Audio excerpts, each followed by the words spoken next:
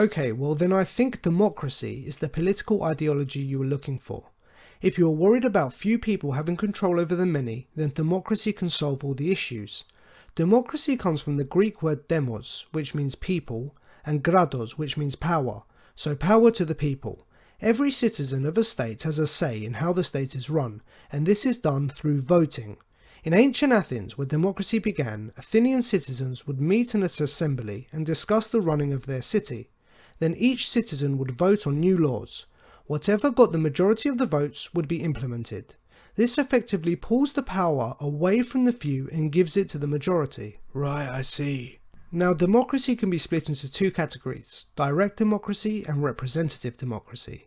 When the citizens of Athens met at the assembly and each person directly voted for legislation, this would be considered direct democracy. However, there was only around 50,000 people eligible to vote in ancient Athens, which made this possible. But as time has gone on, populations have expanded and so have territories, and there will be nations now that govern millions and millions of people, which will make it very difficult for each person to have a direct say. Of course. So that is where representative democracy comes in. This is the concept that states create political parties and have politicians that represent the people. Each political party has their own political beliefs and the way they want the state to run. The people are then given an election to vote for the political party they agree with the most. Whichever political party gains the most votes from the people becomes the government and is the ruling party of the state. Yes, I understand. So then, would you say democracy is the best way a state should be run? Well, I'm not completely convinced. Why? I do not think I have enough trust and faith in people to vote for what is best for their country. The average person will not have that much political knowledge, so will not know what is for the best.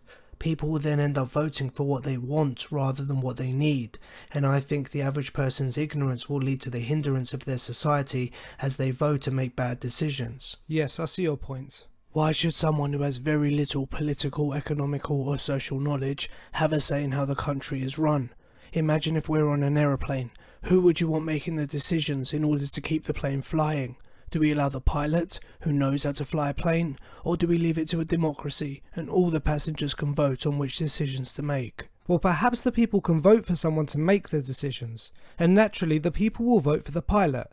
See, this is where we can lean on representative democracy, as we have political parties who do have political knowledge and will propose their informed way of running the state, and the people can choose which party's rule suits them best. I get it, but to be honest, I do not see representative democracy as real democracy. The power ultimately lies with the elected politicians, who will not always work for the majority of the people or for the interests of the people, but are there to serve the interests of their political party. The people are then second to the party itself. The primary purpose is to get the party into power and do what is best for the party, even if that means doing something that is against the best interests of the citizens. Yes, I can see the problem. Also, the people are only given the choice of which political party to vote for. Their choices are constrained to what the political parties want, so I do not think it's fair to say that the way a political party runs the state is the true will of the people, but just one of very few choices the people had. If you ask people to pick their favourite colour, but you only give them 2 colours to choose from, I think it's wrong to say that the colour that had the most votes is the most popular colour. Well, you're not going to find a political ideology without its problems, and as Winston Churchill said, democracy is the worst form of government except for all the others, meaning, although democracy has its problems, it is more desirable than anything else. At least in a democracy, people have the power to run their countries, freedom to vote, and freedom to make their own decisions, even if they are bad decisions. Yeah, I understand.